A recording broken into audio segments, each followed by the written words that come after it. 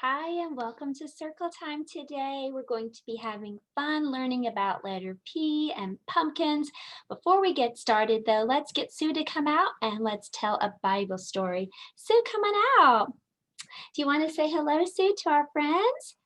So today, Sue, we're going to be talking about pumpkins, and sometimes people scoop out the insides of their pumpkin and they put a light or a candle inside. Did you know that the Bible talks kind of about having a light inside? Let's read about it. Remember, the Bible is God's word, and we know it's true and trustworthy. So let's read. We're going to be looking at 2 Corinthians, and we're going to look at chapter 4, verse 6. It says, "For God, who said, 'Let light shine out of darkness,' has shone in our hearts to give the light of the knowledge of the glory of God in the face of Jesus." Did you hear that, Sue? God said that we should let light shine out of darkness. And He has shown in our hearts to be the light of knowledge. So that's what happens to a person when they trust in Jesus and they become a Christian. It's like the Holy Spirit, which is part of God, is just inside of them, shining out. So everything they do is different. They want to act like Jesus wants them to act. They want to show love to other people, which in turn shows the love of Jesus. So that's how we can shine our light. It's by choosing to do the things that God would want us to do, by becoming a Christian and then letting God lead our lives so that we can show others about Him. That's sharing the light. Okay, well, Sue, that was our Bible story for today. If you want to sit down on the carpet, we'll get started with our circle time. Today, we're going to talk about letter P, and letter P looks like this. Remember, for every letter in the alphabet, there are always two, an uppercase and a lowercase. So let's look at how they look at to write them, or how we write them. So for letter P, we're going to start with number 1. And then we're going to blow one bubble. That's it. 1 and 1 bubble. This is the uppercase letter P. You can practice right now if you want to, or you can just watch me and then practice later. So for the letter P on the handwriting house, we're going to be going upstairs and downstairs. I'll pull up the handwriting chart so you can see. If you don't have a handwriting house sheet, you can get one. I'll put the link below so that you can have one, or you can use a board like mine if you want. Okay, so on the handwriting house, the letter P looks like this, number 1. And then you're going to blow one bubble upstairs. That's all there is to it. Number 1 and 1 bubble. 1 and 1 bubble. That's the letter P. 1 and 1 bubble. Uppercase P and lowercase p look the same, so I'm not even going to erase the chart over here. I'm just going to show you how to write it on the house. Don't forget, you can always pause and practice some more and then come back and do the lowercase p. So all I'm going to do is let it sink down a little further. There's number 1 and 1 bubble. But notice the number 1 is downstairs and in the basement. This is a teenager letter. It's hanging out in the basement. And then the bubble is all downstairs. So 1 and 1 bubble. 1 and 1 bubble, but everything's just a little lower. Okay, so now let's talk about what the letter P sounds like. Okay, for that, I'm going to blow some bubbles. And when we pop the bubbles, let's make the sound that P makes, okay? Let's say pa, pa, pa, pa, as we pop the bubbles. Are you ready to pop some bubbles? What does P say? Pa, pa, pa, pa, pa, pa. Very good. Let's try it again. What does P say? Pa, pa, pa, pa, pa. Good job. Let's do it once more, okay? What does letter P say? I can do better than that. Pa, pa, pa, pa. Very good. So blow bubbles today and practice the letter P, okay? For our number today, we're going to be counting seeds, and I want to show you how to write the number 9. So you may be doing this, may be out of order for you. We'll mostly be counting, but if you'd like to know how to write the number 9, I'll show you that today. It looks a whole lot like the letter P, so that could be a little confusing. Let me show you on the handwriting house how to write the number 9. It looks like this.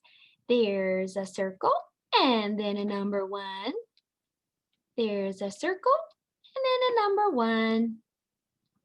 Circle and number 1.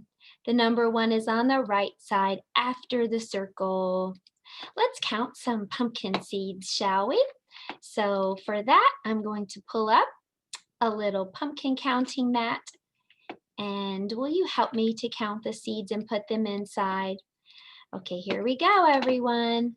1. I'll help you to count them. 1, 2, 3, 4, 5, 6, 7, 8, 9. How many seeds are inside this pumpkin? There are 9 pumpkin seeds. Well, when you get a pumpkin, sometimes you scoop out the insides and you decorate it with the face on the front. So let's scoop out all these seeds now. Can you count backwards with me? Let's start with 9. Scoop it out. 8, 7, 6, 5, 4, 3, 2, 1. How many seeds are in there now? 0 or none. No more seeds are in there. Okay, so I also today want for us to do some measuring in our math time today. So I have a little pumpkin here that we're going to measure, and I have something special to use to measure it with. This is called a measuring tape. Do you see that it kind of looks like tape? The kind of tape that you just pull off and maybe tape something up with or make a package with. This is called measuring tape, and you'll notice there are some numbers and some lines on the measuring tape. Each one of these, but from one number to the next, is 1 inch. So let's look at how the numbers go. There's 0, then 1, 2, 3, 4, and so on, and lots of numbers are on this measuring tape. There's something you can notice about this measuring tape. It's not stiff, it's kind of bendable or flexible.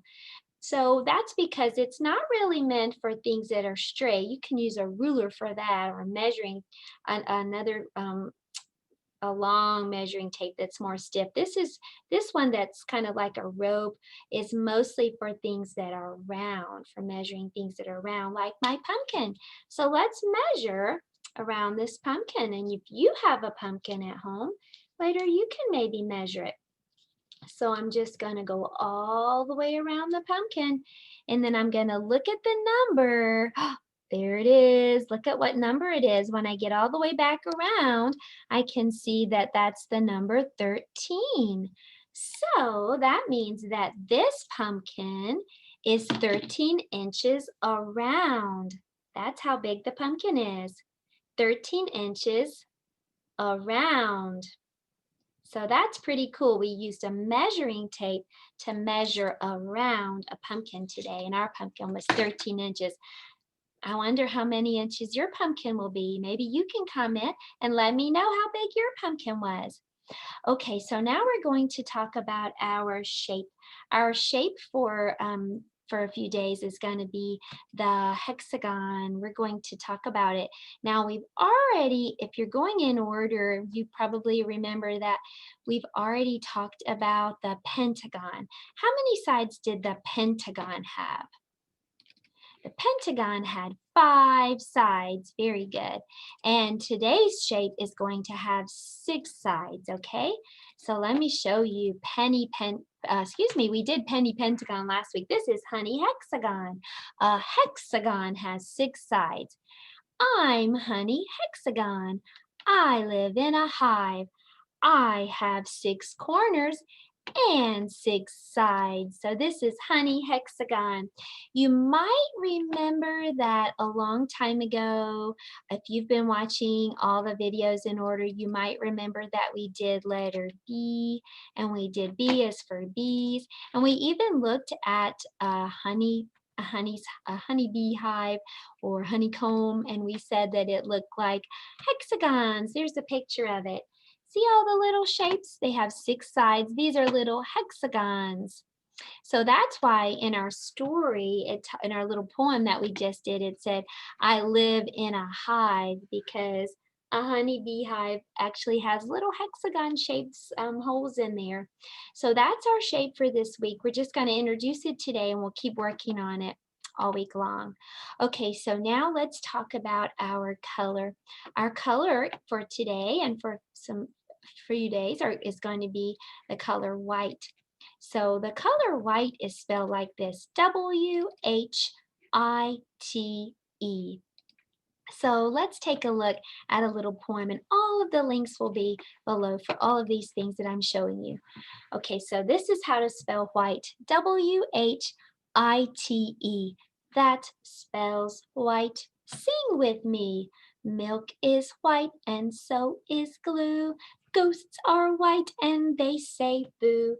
The clouds above, the snow below, Santa's beard, ho, ho, ho. How do you spell white? W-H-I-T-E. And we're going to look at some pumpkin seeds in just a moment. And the pumpkin seeds are white, so I'll show you that soon.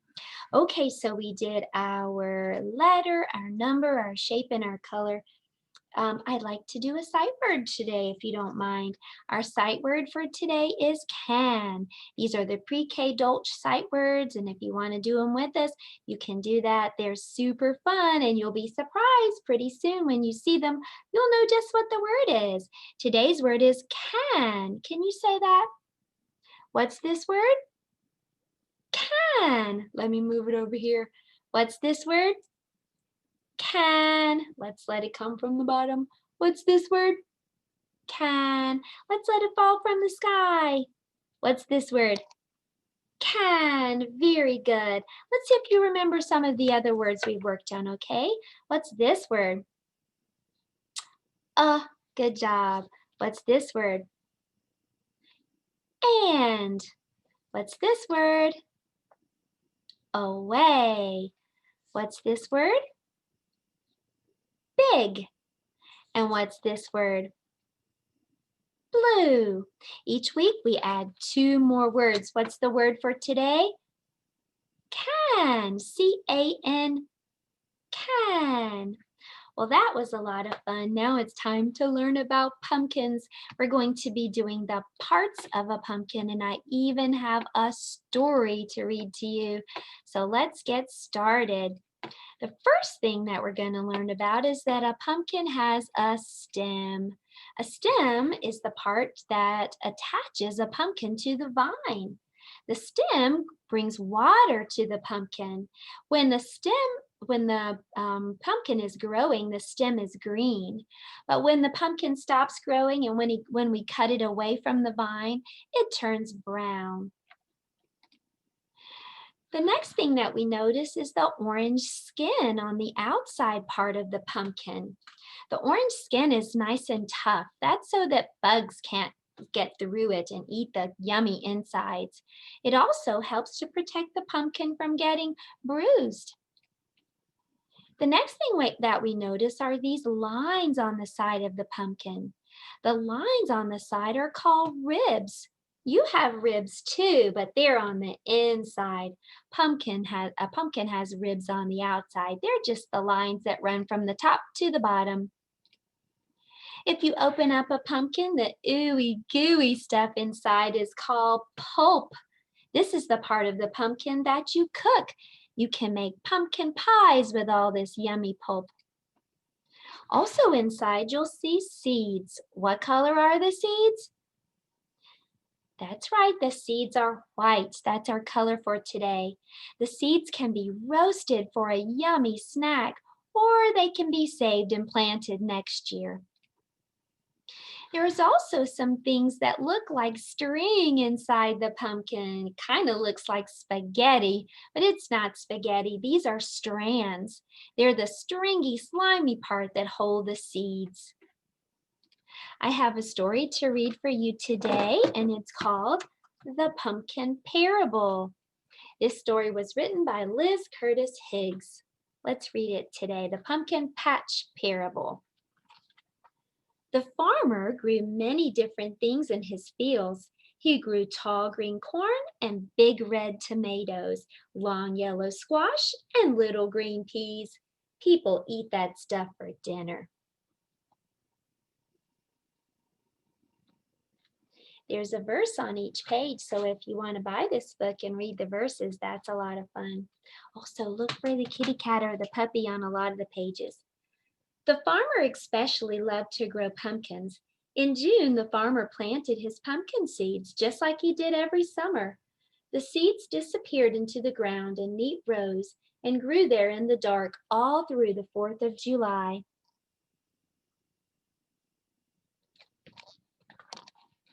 From each seed, a tiny green shoot slowly poked its way out of the soil. Soon, long green vines stretched across the ground. Their leaves opened wide to catch the August sun. From those vines, tiny buds sprouted into little pumpkins. The pumpkins began to grow. How different they looked! Some were tall and lean, some were short and round, some had lumps and bumps, but they were all pumpkins.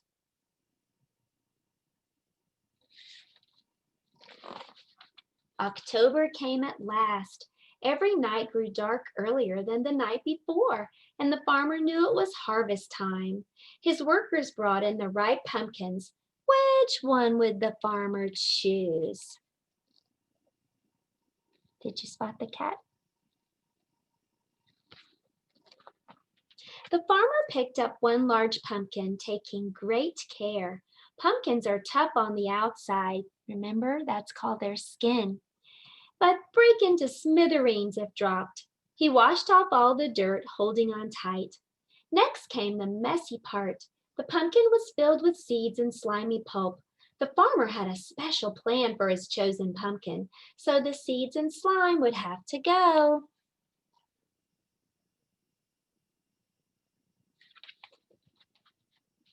He slowly slid his knife and cut all around the top of the pumpkin. Gently he pulled the stem and it came off like a lid. The farmer looked inside. Squishy, stringy pulp waited for him. Yuck!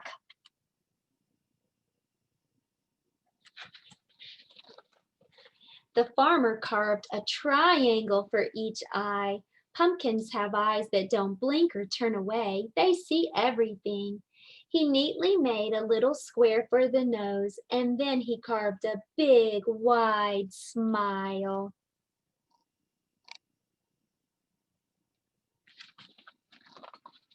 The farmer put a candle inside his pumpkin and touched the wick with a flame. How that pumpkin glowed! The pumpkin on the porch shone brightly for everyone to see. When people saw the smiling pumpkin, they all smiled back.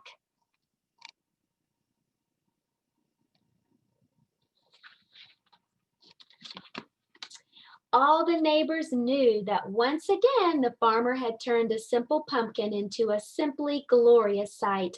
In the same way, God the Father offers his children the chance to be made new, full of joy and full of light, shining like stars in a dark world. The end. Well, I certainly hope that you enjoyed learning about pumpkins today, and I hope you'll join me again for circle time. Sue, come on out here. Let's say goodbye to everyone. Sue, did you have fun learning about pumpkins? I did too. It was fun to count the pumpkin seeds and to measure the little pumpkin. Let's tell everybody goodbye, okay, Sue? We'll see you tomorrow, everyone. Goodbye.